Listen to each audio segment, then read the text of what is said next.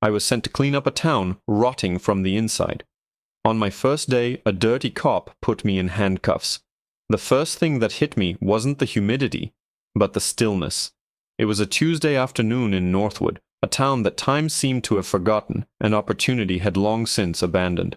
I'd spent the last 20 years climbing the ladder in a bustling metropolitan department, a world of perpetual motion and noise. This place was different. The silence was heavy, like a wool blanket on a summer day. I was here to change that. I was here to shake things up. I'd driven in my personal car, a 10-year-old sedan that wouldn't turn any heads. I was wearing jeans and a simple gray t-shirt. My official swearing in was tomorrow morning, but I wanted to see the town and the department I was about to inherit through the eyes of a civilian first. My predecessor, Chief Evans, had retired under a cloud of accusations. Community relations issues, the mayor had called it on the phone. I knew the code. It meant the cops were running wild and the people were scared. My job was to be the new broom, the outsider sent to sweep clean. I was parked across from a small convenience store, watching. A patrol car, faded blue and white, was angled by the curb. 2 officers stood beside it, not responding to a call, just lingering. The taller one, with a thick neck that strained against his collar and a pair of reflective sunglasses that hid his eyes, was the clear alpha. The other was younger, fidgety, clearly following the first one's lead. I made a mental note. Officer Miller and Officer Davies, according to the file I'd spent the last week memorizing. Miller had a list of civilian complaints as long as my arm, all dismissed. That's when I saw the kid. He couldn't have been more than 19. He was walking out of the store with a bottle of soda and a bag of chips. He was black, wearing a hoodie from the local state college. He didn't even glance at the officers, just kept his head down and headed for an older, beat-up hatchback parked a few spots down from me. He never made it. "Hey, you, stop right there." Miller's voice boomed across the quiet street, sharp and needlessly aggressive. The kid froze, his hand on his car door. He turned slowly, his eyes wide. "Is there a problem, officer?" Miller swaggered towards him, his partner trailing a few steps behind. "I'll ask the questions. What are you doing in this part of town?" The kid looked genuinely confused. I live a few blocks over. I was just grabbing a snack." "Sure you were," Miller sneered, getting right in the kid's personal space. "Let me see some ID." The kid, to his credit, remained calm. He reached for his back pocket slowly, carefully. "It's in my wallet, sir." "Don't you sir me, boy," Miller snapped, his voice dripping with condescension. "You people think you can just wander wherever you want, don't you?" My hands tightened on my steering wheel. This was it. This was the rot I was sent to cut out. Not just a cop on a power trip, but that casual, ingrained poison that seeps into a department and corrupts everything it touches. I watched as the kid handed over his license. Miller barely glanced at it before shoving it back at him. "What's in the car?" Miller demanded, peering through the passenger window. "Nothing. Just my school books," the kid stammered, his composure starting to crack. "I think I'll be the judge of that," Miller said, reaching for the car door handle. "You can't do that without a warrant," the kid said, his voice trembling but firm. He knew his rights. That was a mistake. Miller's face went from a sneer to a mask of pure rage. He shoved the kid hard against the car. "You want to play lawyer with me? Is that it?" That's when I got out of my car. I couldn't sit and watch anymore. This wasn't an observation, it was an assault. "Officers," I said, my voice calm, and even as I approached. "Is there a problem here?" Both cops turned to look at me. Davies, the younger one, looked startled. Miller's eyes, hidden behind those sunglasses, raked over me, taking in my plain clothes, my skin color, and my audacity to interrupt him. He dismissed me in a single glance. "This is official police business," he grunted. "Get back in your vehicle and mind your own business before I decide to make you part of it." "The young man said you don't have a warrant," I stated, not moving an inch. "And from where I'm standing, you don't have probable cause. You're harassing him." Miller took a step towards me, puffing out his chest. He was trying to intimidate me. I've stared down men with guns and knives, A bully with a badge wasn't going to make me flinch. You got a law degree you're hiding? Or are you just another armchair quarterback who thinks they know how to do my job? I know that your job is to de-escalate, I said, my voice dropping lower. Not to be the reason a situation escalates. You need to control your temper, officer. You're representing this city. I saw the flash of fury in the tightening of his jaw. He ripped his sunglasses off, and for the first time, I saw his eyes. They were filled with a hateful, petty rage. You think you can talk to me like that? He spat. Before I could even process his movement, he swung. It wasn't a professional move. It was a cheap sucker punch. A flash of white knuckles connected with my jaw. My head snapped to the side, and a burst of light exploded behind my eyes. The taste of copper filled my mouth. I stumbled back a step, the concrete suddenly feeling unsteady beneath my feet. The kid let out a terrified gasp. Miller stood over me, his chest heaving, a cruel, triumphant smirk on his face. He'd done it. He'd punched a citizen in broad daylight for daring to question him. He pulled out his handcuffs, the metal jangling in the silent street. You're done, he snarled, grabbing my arm and twisting it behind my back. Assaulting a police officer. You're going to regret the day you ever opened your mouth to me. He snapped one cuff around my wrist. The cold metal bit into my skin. He thought he had won. He thought I was just some random guy, another number for his arrest quota. He had no idea what he had just done.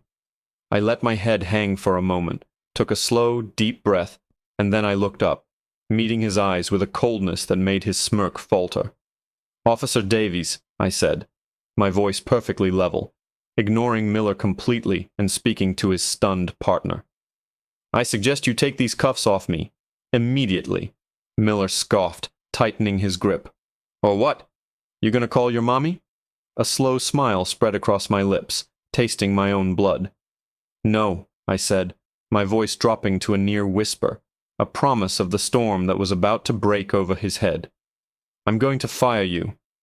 Miller let out a bark of a laugh, a harsh, ugly sound that echoed in the quiet street. Fire me? That's a new one. You hear this, Davies? This clown thinks he's my boss. He shoved me forward, my cuffed wrist twisting painfully. Get in the car. You can tell all your delusions to the booking sergeant. But Davies didn't move. He was staring at me, his face pale, a flicker of doubt in his eyes. He'd heard the certainty in my voice. He was young, but he wasn't stupid. He knew something was wrong here. What are you waiting for, rookie? Help me get this lunatic in the car, Miller snapped, his patience gone. Maybe we should just check his ID properly, Davies stammered, his gaze fixed on me. I don't need to check anything, Miller snarled. He was losing control, the situation slipping away from his brutish grasp. He's obstructing, he's resisting, and he assaulted a police officer. My word is enough. Is it? I asked quietly, turning my head to look him in the eye. Because in about 5 minutes, your word won't be worth the spit you used to shine your boots. Now my wallet is in my back left pocket. My credentials are in there. I suggest you look at them. Miller hesitated for a fraction of a second. The kid by the car was watching, his phone now subtly angled in our direction. He was recording. Good. With a growl of frustration, Miller reached into my pocket and yanked out my wallet. He flipped it open contemptuously. I watched his face as his eyes fell on my ID card. I saw the muscles in his jaw tighten. For a split second, his entire body went rigid. He saw the official shield. He saw the name, Marcus Williams, and he saw the title, printed in bold, unmistakable letters, Chief of Police. But the arrogance, the pure, distilled poison in him, wouldn't let him back down. It was a bluff. It had to be. He snapped the wallet shut. A fake, he spat, though the word lacked the conviction it had a moment before. A damn good one, I'll give you that. You must have spent a pretty penny on this. Only makes it worse for you. He shoved the wallet into his own pocket and grabbed my arm again. You're done playing games. Okay, I said, nodding slowly. You want to do this the hard way. I'm entitled to a phone call, correct? You'll get your call at the station, he grunted, trying to push me towards the open door of the patrol car. I want it now, I said, planting my feet firmly. I want to make it on speakerphone, right here, so you and your partner can hear it. I need to inform my... supervisor, of my delay. Miller's cruel smirk returned. He thought he was calling my bluff. Fine, you want to dig your own grave? Be my guest. He pulled out my phone from another pocket and thrust it at Davies. Dial whatever number he wants. Let's see who this supervisor is. Maybe it's the mayor of Fantasyland. Davies took the phone, his hands trembling slightly. Just open the keypad, I instructed him calmly. He did. Now dial the main, non-emergency dispatch line for the Northwood Police Department. A new kind of confusion crossed Miller's face. He expected me to call a lawyer or a family member. Davies slowly punched in the numbers. He put the phone on speaker, the electronic beeps echoing loudly. It rang twice. Northwood Police Dispatch. This is Sarah, a professional voice answered. Sarah, this is Officer Miller, Miller said, snatching the phone from Davies's hand. I'm on a traffic stop on Elm Street. I have a 1052 in custody. Just wanted to let you know. A 1052, disruptive person. He was logging his own assault. The audacity was breathtaking. Put the phone closer to my mouth, officer, I said calmly. Miller, for some reason, complied. He held it up. Sarah, I said, my voice clear and steady. This is Unit 1. There was a pause on the other end of the line. Unit 1 was the designation reserved for the Chief of Police. It had been inactive since Chief Evans retired 2 weeks ago. I'm sorry, the dispatcher said, her voice hesitant. I don't recognize your voice. Can you repeat that designation? This is Unit 1, I repeated. Badge number 777. Designate Williams. I'm confirming my arrival in Northwood. I also need you to run a check on Officer Frank Miller. Badge number 482. Specifically, I want a list of all his pending and dismissed civilian complaints read to me over this line. Now. The silence that followed was absolute. It felt like the entire world had stopped breathing. Miller's face, already flushed with anger, had gone a ghostly white. Davies looked like he was about to be physically sick. The phone in Miller's hand was shaking. Then the dispatcher's voice came back, all traces of routine gone, replaced by a clipped, frantic professionalism. Chief Williams? Sir, my apologies. We weren't expecting you until tomorrow morning. I'm pulling up Officer Miller's file now. Sir, is everything all right? Do you require assistance? Miller dropped the phone. It clattered onto the asphalt. The sound was like a gunshot. Davies didn't wait for an order. He fumbled frantically for the handcuff key, his fingers like clumsy sausages. He finally managed to get the key in the lock. The first cuff sprang open. I pulled my hand free, rubbing my wrist. I didn't look at Davies. I didn't look at the kid, who was now staring with his jaw on the ground. I looked directly at Frank Miller. His face was a mask of sheer, unadulterated terror. He knew. It was over. His career, his power, his entire world had just ended on this quiet, sun-baked street. Officer Miller, I said, my voice dangerously soft. You will stand down. You will place your hands on the hood of your patrol car, and you will wait for my instructions. He didn't move. He just stared at me, his mouth opening and closing silently like a fish gasping for air. He was trapped, cornered, and his instincts were taking over. His eyes darted from me to his car to the street. He was looking for an escape that didn't exist. Then his eyes locked onto something else. His hand twitched, then moved, his fingers brushing against the cold steel of his service weapon. The moment his hand dropped towards his hip, the world slowed down. All the years of training, all the street-level encounters where a single breath could be the difference between going home and being carried home, kicked in. I didn't shout. I didn't hesitate. Don't even think about it, Miller, I commanded, my voice like a whip crack in the tense silence. Davies froze, his hand halfway to his own weapon, his eyes wide with horror at what his partner was contemplating. The kid, who had been a statue this whole time, took a stumbling step back, his phone still held aloft like a talisman. Miller's eyes were wild. He was a cornered animal, all logic gone, replaced by a primal instinct to lash out. He saw his career evaporating, his power gone, and me as the cause of it all. In his twisted mind, maybe he thought this was his only way out. But he never got the chance. Before his fingers could even wrap around the grip of his pistol, I moved. I closed the distance in 2 quick steps and delivered a perfectly executed strike to the nerve cluster in his shoulder. It was a move designed for compliance, not injury. His arm went limp instantly.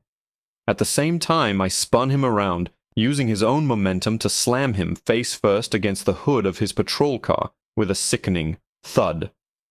The sound echoed louder than the phone hitting the pavement. "Davis, secure his weapon!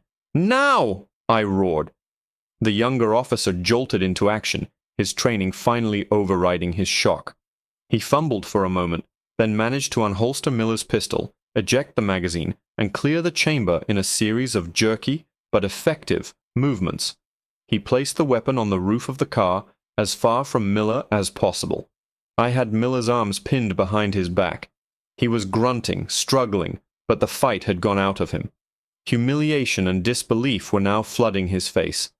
You can't do this," he wheezed, his cheek pressed against the hot metal of the car hood. "I can," I said, my voice low and right by his ear. "And I am. You assaulted a civilian. You attempted to file a false report. You illegally searched a young man based on nothing but the color of his skin. And you assaulted me, your commanding officer. You, Officer Miller, are a disgrace to the badge you wear. And as of this moment, you no longer have the privilege of wearing it." I took a step back, and Davis, now following my lead without question, produced his own handcuffs and secured Miller's wrists behind his back. The irony was so thick you could taste it. I walked over and picked up my phone. "Sarah," I said into the receiver. "Dispatch, are you still there?" "Yes, Chief, right here, sir." Her voice was shaky but present. "Good. Send a supervisor to my location. Elm Street, in front of the convenience store. I have an officer in custody. Also send a tow truck for patrol car 214. It is now out of service." "Yes, sir." "Right away, sir." The line clicked off. I turned my attention to the kid. He was still standing there looking back and forth between me and the now cuffed Miller. I walked over to him, my jaw starting to ache where the punch had landed. "Are you all right, son?" I asked, my tone softening completely. He nodded dumbly. "Yeah, I think so. Are you really the new chief?" "I am," I said. "My name is Marcus Williams. I'm sorry you had to go through that. What's your name?" "David," he said, finally lowering his phone. "David Chen." "David," I said, extending my hand. He shook it hesitantly. "What Miller did was wrong. It was illegal, and it won't be tolerated in this town anymore. I want you to know that. What you did, standing up for your rights, that took courage." I gestured to his phone. "Did you happen to get all that on video?" He nodded again. "Every second of it." "Good," I said with a grim smile. "I'm going to need a copy of that. It'll be Exhibit A in Officer Miller's termination hearing and his criminal prosecution. Officer Davies will take your statement." I looked over at Davies, who was standing stiffly by the patrol car, guarding his disgraced partner. He looked lost, ashamed. "Officer Davies," I called out. He flinched. "Come here." He walked over slowly, his eyes downcast. "Sir, you stood by and allowed your partner to violate a citizen's rights. You did nothing. You said nothing.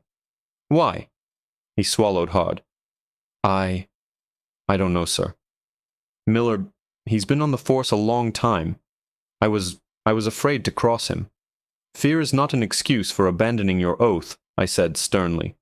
"You swore to uphold the law, not to uphold a broken chain of command. What I saw today was a failure. But you hesitated. You questioned him. That tells me there might be something salvageable in you. You're on administrative leave, pending a full investigation. When you come back, if you come back, you'll be starting from scratch. You'll learn what it truly means to protect and serve this community. All of it. Do you understand me?" "Yes, Chief," he whispered. The words filled with a mix of shame and relief. Within minutes, sirens wailed in the distance, growing closer. A sergeant's car pulled up, followed by another patrol unit.